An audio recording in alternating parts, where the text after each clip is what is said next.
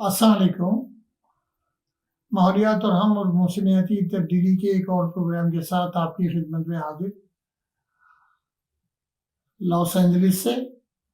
اس وقت شام کے 5:15 ہوا چاہتے ہیں یہاں پر، اور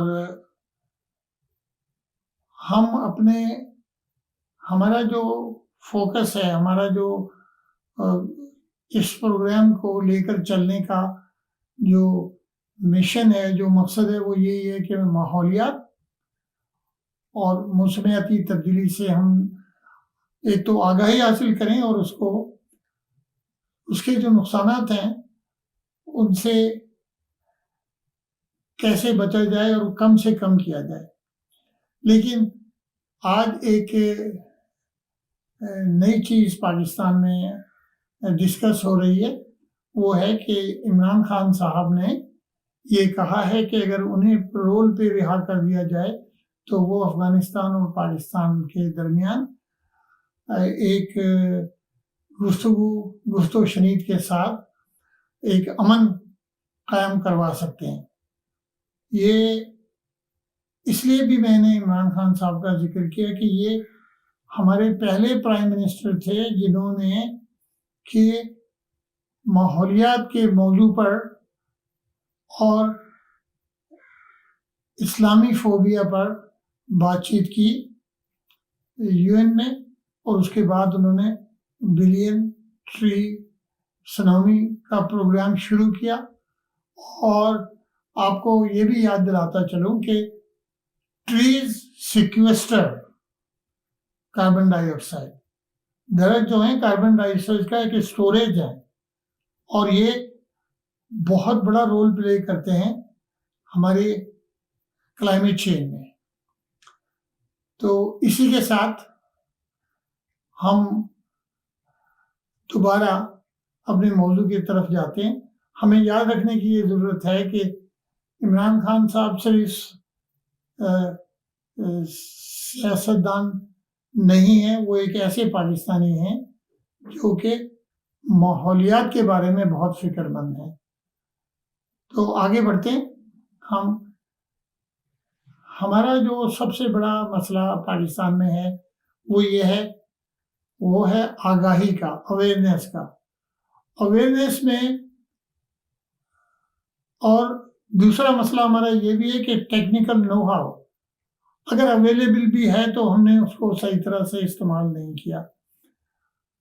تو ہم یہ دیکھتے ہیں کہ ہم نے پہلے اس کا ذکر کیا ہے کہ 2010 میں جب فلڈ آیا تھا تو اس کے بعد ایک بہت ہی اعلیٰ سطح کے ماہرین کا ایک پینل بنایا گیا تھا۔ اس پینل نے اپنی سفارشات فیڈرل فلڈ کمیشن کو، گورنمنٹ آف پاکستان کو دے دی تھی، لیکن ان پہ عمل نہیں کیا گیا۔ حالانکہ اس کے ساتھ ڈونرز نے، جو ممالک مدد کرتے ہیں ہماری کلائمیٹ چینج کو ٹھیک کرنے کے لیے، انہوں نے $11 بلین کا بجٹ بھی ایلوکیٹ کیا تھا، لیکن ہماری نااہلی ہے کہ ہم اس کا فائدہ نہ اٹھا سکے۔